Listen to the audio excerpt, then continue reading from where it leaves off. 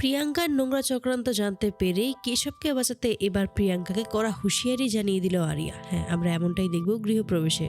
শুভর সাথে যখনই কথা তর্ক বিতর্ক হয়, ঠিক তখনই খুব বাজেভাবে শুভকে অপমান করতে থাকে আরিয়া এবং সেখান থেকে নিজেই চলে যায়। তখনই আকাশ শুভর কাছে আসে আর বলে যে, কি হলো শুভলক্ষ্মী, কেমন লাগলো নিজের মেয়ের কাছে অপমানিত হতে? ঠিক তখনই শুভ বলে যে, এটা আপনি একদম ঠিক করছেন না মিস্টার সেন। আপনার যে কি হবে সেটা আপনি নিজেও ভাবতে পারছেন না। আপনি এইভাবে আমার মেয়েটাকে ব্যবহার করতে পারেন না শুধুমাত্র নিজের স্বার্থের জন্য। আপনার সাথে আমার ঝামেলা ছিল, আপনি আমার ক্ষতি করতে পারতেন, আমার পরিবারের ক্ষতি করে আপনি সব থেকে বড় ভুল করেছেন। এর হিসাব আপনাকে ঠিক দিতে হবে। এই বলেই সেখান থেকে শুভ চলে যায়। শুভ চলে যেতেই আকাশ বলে যে, এটা আপনি একদম ভুল করলেন শুভলক্ষ্মী, কারণ এখনো আমার হাতে আরো একটা চাল রয়েছে এবং সেটা যদি আমি দিই তখন আপনি কি করবেন? এসব বলেই হাসতে থাকে। আর অপরদিকেই দেখা যায় যে তখনই আকাশের কাছে একজনের ফোন আসে, আর সেটার অন্য কেউ নয়, সেটা হলো কেশবের গার্লফ্রেন্ড প্রিয়াঙ্কা। হ্যাঁ, প্রিয়াঙ্কা হলো আকাশের বন্ধুর মেয়ে এবং তাকে সাথে করে নিয়েই, তার সাথে হাত মিলিয়েই এবার ওই রায় পরিবারকে পুরোপুরি ধ্বংস করার জন্যই কেশবের জীবনে প্রিয়াঙ্কাকে হাজির করেছে ওই আকাশ। প্রিয়াঙ্কা তখন বলে যে সে যত দ্রুত সম্ভব ইন্ডিয়া ফিরতে চায়। এতে করেই তখন আকাশ সমস্ত ব্যবস্থা করে ফেলে।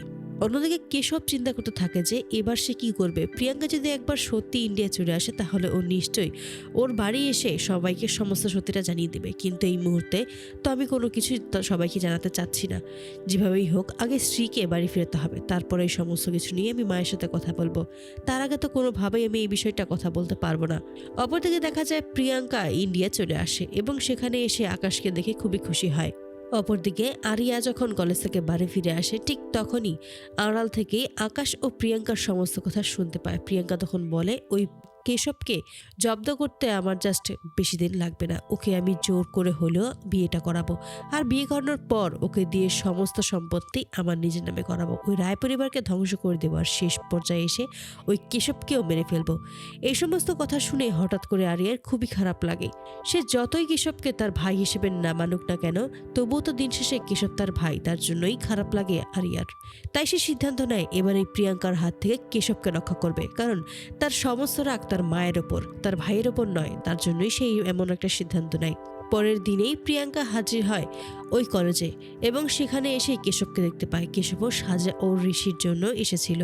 সেখানে কেশবকে দেখতে পেয়ে কেশবের মুখোমুখি এসে দাঁড়ায়। এতে করে হতভম্ব হয়ে যায় কেশব। কেশব তখন বলে, তোমাকে আমি বারবার করে বলেছিলাম যে তুমি এখানে আসবে না, আমি তোমাকে পরে সবটা জানাবো, যে পরে সবাইকে সবটা বুঝিয়ে বলবো, তারপরে তুমি এখানে এসো, কিন্তু তুমি আমার কোনো কথা না শুনে এখানে চলে এসেছো, এটা তুমি একদম ঠিক করনি। দূর থেকে যখন আরিয়া এটা দেখতে পায় তখনই ক্ষিপ্ত হয়ে যায় এবং বুঝতে পারে যে নিশ্চয়ই নতুন কোনো চাল নিয়েই তার ভাইয়ের কাছে এসেছে।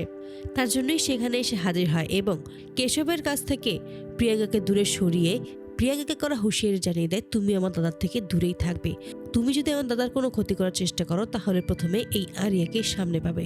প্রথমবারের মতো স্ত্রীর মুখে দাদাভাই ডাক্তার শুনে অবাক হয়ে যায় কেশব। তখনই কেশব বলে যে, কিসব বলছিস তুই? ঠিক তখনই আরিয়া বলে যে, তুমি ওর সম্পর্কে কিচ্ছু জানো না, আমি সমস্ত কিছু জানি, তাই আমি ওকে হুঁশিয়ারি দিলাম যে ও যেন তোমার আশেপাশেও না আসে, তাহলে আমার থেকে খারাপ কেউ হবে না।